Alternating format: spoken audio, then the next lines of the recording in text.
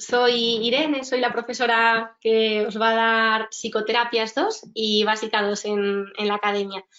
La idea de hacer este vídeo es un poco por daros algunas orientaciones de cómo estudiar la asignatura de psicoterapias, que bueno, como ya sabréis, se compone de estos 4 grandes bloques de temario, ¿no? Todo lo que tiene que ver con las técnicas y terapias conductuales, las terapias cognitivas, las terapias de tercera generación y luego tenemos un cuarto bloque que hemos denominado habilidades y competencias terapéuticas, que es, bueno, un poco el cajón desastre de todo el resto de preguntas que han caído de psicoterapias que no se pueden englobar en estos 3 grandes epígrafes. Un poco para empezar, ¿no? ¿Cómo acercarnos al estudio de la asignatura de psicoterapias?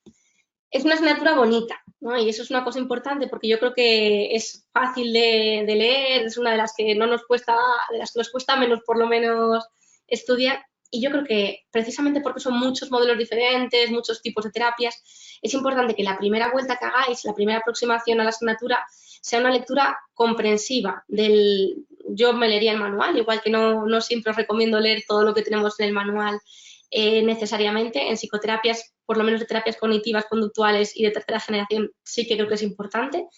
Leeros bien cada modelo, entender bien cuáles son los principios de cada autor, por qué se plantea cada una de las técnicas.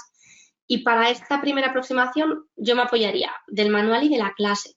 Creo que las clases sí suman un extra importante en esta asignatura porque os ayudan a entender con ejemplos, con casos clínicos, cuál sería un poco la filosofía de intervención. Entonces, que esta primera vuelta sea sobre todo para entender bien cada modelo, aunque no nos memoricemos todas las técnicas, ¿no? Todos los nombres rarunos que le dan a cada uno de los elementos, sí que entendamos lo que hay detrás de la técnica. Y que esta vuelta nos sirva también para completar los esquemas. Y una cosa que es importante, hay muchos modelos aparentemente parecidos en terapia, pero cada uno tiene su manera especial de llamar a lo que considera nuclear en la intervención. Entonces, sí que es importante que, aunque entendamos toda la técnica, también seamos capaces como de subrayar las 2 o 3 palabrejas que tenemos que aprendernos casi que de memoria con su término concreto asociado a cada modelo.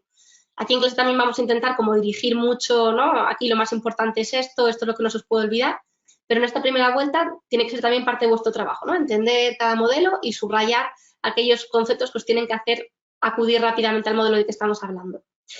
Vais a ver que precisamente porque los 3 primeros bloques, que es lo más importante de la asignatura, son las 3 grandes generaciones de terapias. Sabéis que la primera generación son estas técnicas conductuales, la segunda son las terapias cognitivas, que luego evolucionan en esta tercera generación a las terapias contextuales.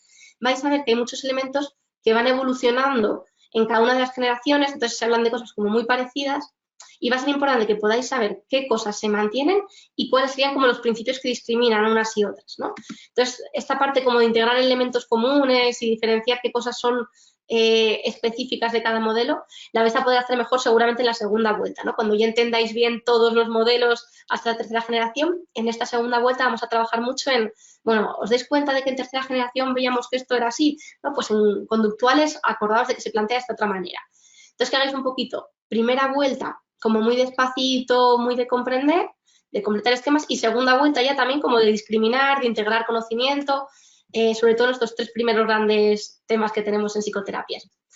Y haremos también, o yo os recomiendo que en esta cosa de entender la técnica completa, pero aprenderme conceptos nucleares, muchas tablas, muchas reglas mnemotécnicas de la parte que es memorística, ¿no? Que a veces es 3 palabras diferentes para lo mismo, pero hay que saber quién llama a qué, de qué manera. Entonces, creo que es una asignatura en la que la clase es útil, la clase es especialmente útil para que no se nos haga todo un montón de conceptos aparentemente similares, sino poder discriminar y poder entender bien los matices. Y creo que leer el manual también es importante, sobre todo, ya os digo, en los 3 primeros temas. El de habilidades terapéuticas, con los esquemas seguramente tengamos suficientes. ¿Qué tipo de preguntas estamos viendo que caen en el examen? A ver, en esta asignatura ha habido como una tendencia clara, ¿no? Hace bastantes años preguntaban por autores, ¿no? ¿Qué autor desarrolló la técnica tal? ¿No? ¿Quién es el autor del modelo de psicoterapia? ¿Cuál? Estas preguntas han tenido bastante presencia a lo largo de la historia del PIR, pero lo cierto es que en los últimos años la presencia es mucho menor. Nos exigen mucho más preguntas como las que vamos a explicar a continuación, de comprender conceptos, de identificar técnicas, que de saberse autores de memoria.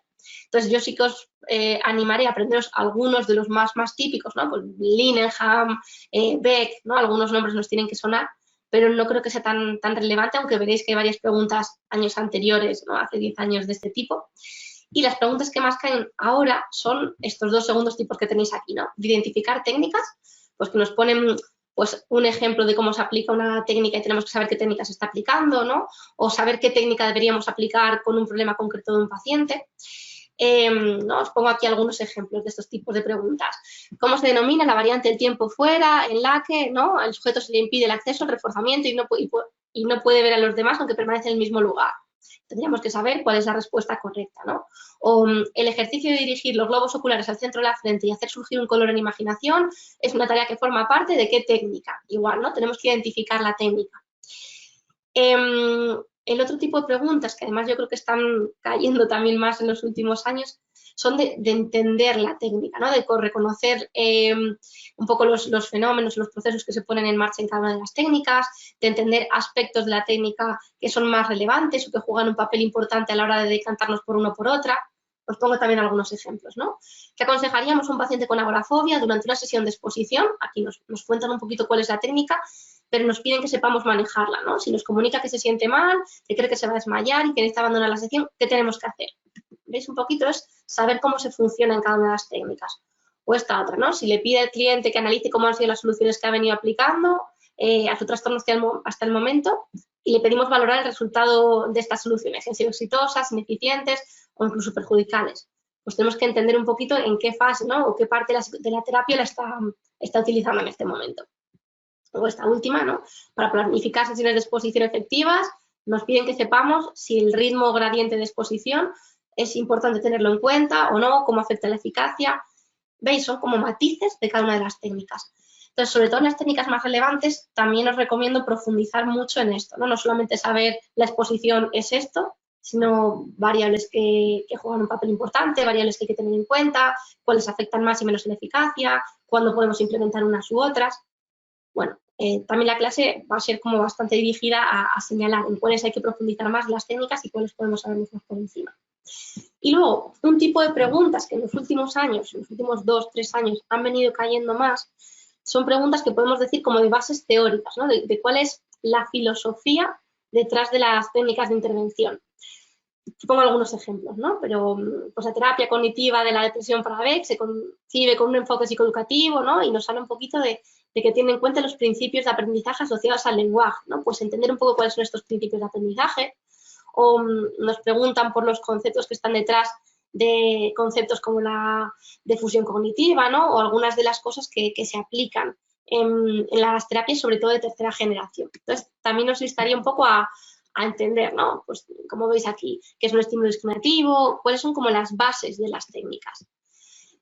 Entonces, un poquito lo que hemos venido diciendo es una asignatura bonita, hay que tener como una primera lectura comprensiva sobre todo los 3 grandes modelos de intervención en psicoterapias, para luego ir aprendiendo como matices específicos de cada técnica y subrayarnos las cosas que son más importantes. Esto hay que hacerlo, ya os digo, sobre todo en los 3 grandes bloques, pero luego es verdad que quizá merece la pena priorizar unas cosas un poquito diferentes en unos y en otros, ¿no? El cuarto bloque de habilidades y competencias terapéuticas es de lejos el menos importante. No tanto porque no caiga, que sí que cae alguna pregunta, de hecho en los últimos años, bueno, sí que ha caído cada 2, 3 años cae por lo menos una pregunta, pero son preguntas bastante más sencillas, son preguntas que un poco por sentido común y principios éticos y morales básicos podríamos contestar casi siempre bien.